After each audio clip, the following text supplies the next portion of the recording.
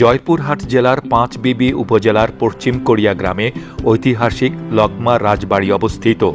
বাড়িটিতে বর্তমানে লকমা চৌধুরীর পরনাতি সহ উত্তরাধিকারী ও স্থায়ী বাসিন্দার সমন্বয়ে ৪২ জন সদস্য সমিতি করে দেখাশোনা করেন।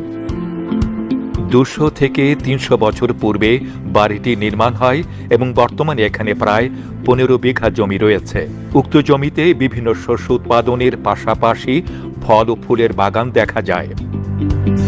দালান দুটির একটি ঘোড়াশাল এবং অপরটি হাতিশাল ছিল। তার একটু সামনে মাটির একটি ঢিবি রয়েছে। সেখানে ইউ আকৃতির বহু পুরাতন দ্বিতল ভবনের অবস্থান। জনশ্রুতি আছে যে ভবনের কিছুটা অংশ মাটির নিচে দেবে গেছে।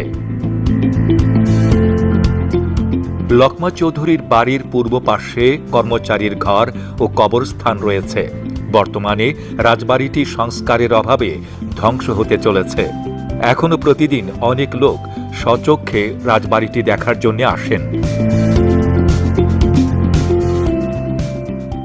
১ কিলোমিটার। কথিত আছে রাজা নন্দলাল ১৬১০ সালে এই ঐতিহাসিক দিঘিটি খনন করেন। দিঘিটির আয়তন ৫৯.৪০ একর।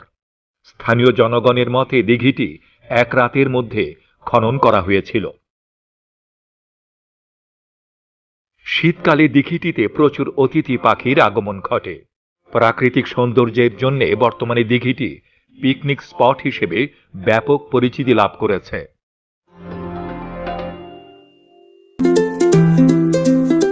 জয়পুরহাট জেলার খেতলাল উপজেলার ঐতিহাসিক নিদর্শন আচরাঙ্গা দিঘি। এর মোট আয়তন ২৫.৫০ একর। ধারণা করা হয় প্রায় ১২০০ বছর পূর্বে ১১০০ ফুট দৈর্ঘ্য এবং ১০৭০ ফুট প্রস্থ বিশিষ্ট এই দিঘিটি খনন করা হয়। অনেকের মতে তাহিরপুর রাজ পরিবারের সদস্য মনু ভট্ট এই দিঘিটি খনন করেছিলেন। ১৯৯২ সালে এই দিঘিটি পুনরায় খনন করা হয়। দিঘিটি পুনঃখননকালে ১২টি মূর্তি পাওয়া গেছে, যা বর্তমানে দেশের বিভিন্ন জাদুঘরে সংরক্ষিত আছে। দিঘিটির চারদিকের অসংখ্য গাছপালা এবং এর স্বচ্ছ পানি এক মনোমুগ্ধকর প্রাকৃতিক পরিবেশের সৃষ্টি করেছে, যা সকলকে আকৃষ্ট করে। এর প্রাকৃতিক সৌন্দর্য মুগ্ধ করে এখানে আসা ভ্রমণ পিপাসু মানুষদের।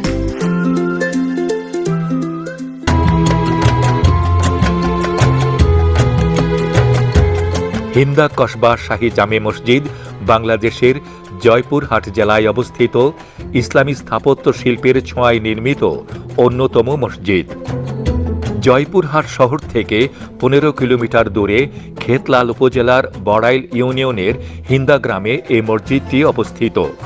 বাংলা ১৩৬৫ সালে বাগমারি পীর হিসাবে পরিচিত চিশতিয়া তরিকার অন্যতম পীর হযরত আব্দুল গফুর চিশতি রহমতুল্লাহ আলাইহির নির্দেশে মাওলানা আব্দুল খালেক চিশতি আমলে তারই তত্ত্বাবধানে এই মসজিদটি নির্মিত হয়। মসজিদটির সবচেয়ে বড় বৈশিষ্ট্য এর অবকাঠামো। মোগল আমলের আকৃতিতে নির্মিত বেশিরভাগ মসজিদের বাইরের দেয়ালে পোড়ামাটির আস্তরণ দেখা যায়, কিন্তু এই মসজিদের বাইরের আস্তরণে পরিলক্ষিত হয় কাঁচ ও চীনামাটির টুকরার সমন্বয়ে বিভিন্ন নকশা। সূর্যের আলো পড়তেই এই মসজিদটির ঝলমলে নজরকাড়া রূপ যে কাউকে মুগ্ধ করে। ইসলামের ৫টি স্তম্ভের কথা চিন্তা করে এর ৫টি গম্বুজ তৈরি করা হয়েছে। মাঝের বড় একটি ও চারপাশের ৪টি ছোট গম্বুজ রড ছাড়াই তৈরি করা হয়েছে।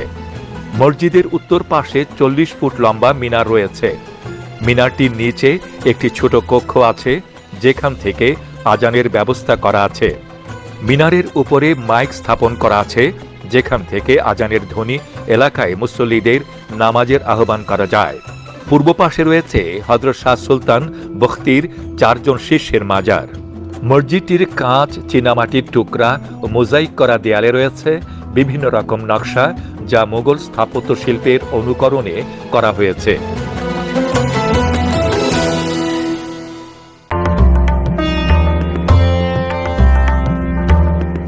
জয়পুরহাট সদর থেকে ৩ মাইল উত্তর পশ্চিমে ছোট যমুনা নদীর তীরে বেল আমলা গ্রামে এই মন্দিরটি অবস্থিত। এখানকার প্রাকৃতিক পরিবেশে ঘেরা নিভৃত স্থানে 12টি শিব মন্দির রয়েছে। মন্দিরগুলি কোন যুগে এবং কার দ্বারা নির্মিত তার কোনো সঠিক তথ্য নেই, তবে মন্দিরের গঠন প্রণালী ও নির্মাণশৈলী দেখে ধারণা করা হয় এগুলি সেন যুগে নির্মিত।